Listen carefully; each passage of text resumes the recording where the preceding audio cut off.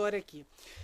Em 1961, a Constituição do Brasil, na época, previa que o povo elegesse por voto direto o presidente da República e o vice-presidente. Ou seja, o vice-presidente também era eleito diretamente por voto do povo. Não é como é hoje, que é chapa.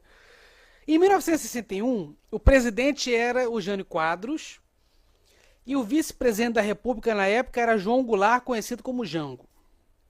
Jânio Quadros, um grande político que também era muito humorista, cismou e do nada renunciou à presidência da República em 1961. E esse fato gerou um problemaço, uma crise política horrorosa no país. Porque parte das forças armadas da época não queriam deixar que o vice-presidente eleito, João Goulart, conhecido como Jango, assumisse o seu legítimo posto como presidente.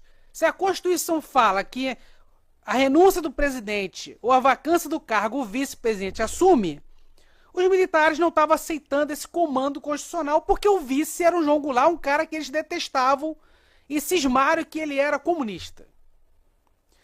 Isso deu um problemaço. Para resolver esse impasse, um governador do estado do Rio Grande do Sul, Leonel Brizola. obrigado, deputada, junto ao general Machado Lopes, pegaram em armas e organizaram o povo gaúcho com metralhadoras, ônibus, caminhões, carroças, carros, para organizar uma frente popular para garantir o preceito constitucional.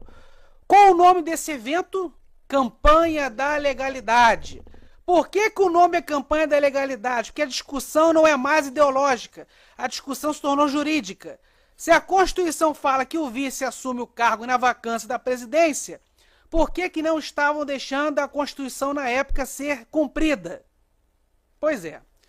Então houve muita briga, muita confusão. O tal Leonel Brizola, governador na época, ficou 2, 3 dias na rádio, sem comer, sem beber, sem ir ao banheiro, na Rádio Guaíba, falando o que estava acontecendo no país na época.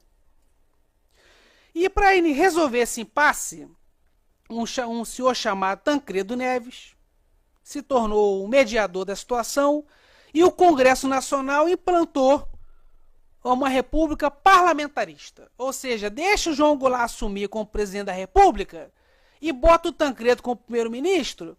O Jango finge que governa, não governa nada. O Tancredo governa aqui e fica tudo certo. Isso foi o desfecho dessa situação. Mas por que eu estou trazendo esse exemplo aqui? Porque eu fico triste que as faculdades deveriam estar falando isso e não falam. Falam de tanta coisa, mas não falam disso.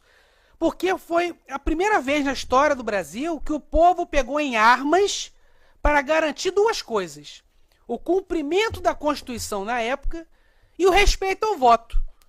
Se o vice-presidente teve capacidade de ser eleito diretamente por voto, qual era a resposta do povo brasileiro? Se o presidente Jânio Quadros um dia morrer, renunciar ou ir embora, nós queremos que quem assuma é o João Goulart. Então isso é um fato histórico que me entristece muito, que a mídia não fala nada. Não fala nada. A faculdade não fala e quando fala, fala muito mal, como se fosse um simples fato.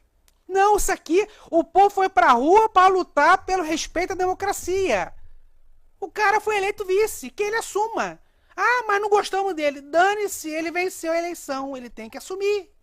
Independente se ele for comunista, socialista, capitalismo, alienígena, ele ganhou a eleição, ele tem que assumir.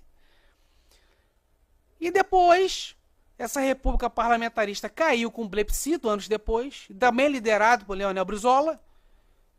E quando João Goulart volta a ser o presidente de uma república presidencialista, e acontece 64, que todo mundo já sabe aqui o que aconteceu depois com a ditadura civil-militar. Então, assim, eu estou trazendo esse fato histórico porque tem a ver, sim, com o tema. O povo brasileiro lutou por respeito à Constituição e à democracia já naquela época. E qual foi a prova disso? Além do povo ter pegado em armas, anos depois o próprio povo, com o plebiscito, derruba esse parlamentarismo aí arranjado. Tancredo Neves volta para casa para o João Goulart governar sozinho. E estoura 64 depois. Uns dizem que teve apoio popular, 64, outros não. Aí já vamos entrar em outra seara, que vai levar horas, anos de discussão. Mas foi isso que aconteceu. A democracia ela é um exercício constante.